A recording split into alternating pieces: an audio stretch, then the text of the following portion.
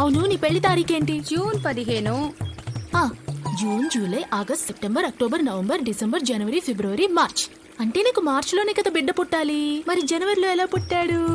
ఏయ్, ఏంటి నీ ఉద్దేశం? అంటే నిశ్చితార్థానికి పెళ్లికి మధ్య నీకు బావకి సంథింగ్ ఏదో జరిగింది. అవును, పెద్దగా ఏదో కనిపెట్టింది. పోవే. అయితే చెప్పక్క ప్లీజ్, ఏం జరిగిందో చెప్పు. ప్లీజ్ చెప్పక్క, చెప్పు అక్క, చెప్పక్క.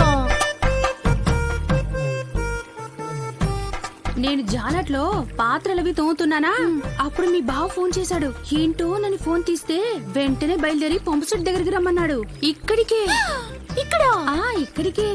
నేను కూడా ఏదో గిఫ్ట్ ఇస్తాడని పరిగెత్తుకుంటూ వచ్చి చూస్తే లోపలికి రా అన్నాడు. తర్వాత ఏంటో నన్ను లోపలికి వెళ్ళి చూస్తే చేయి పట్టుకులాగాడే.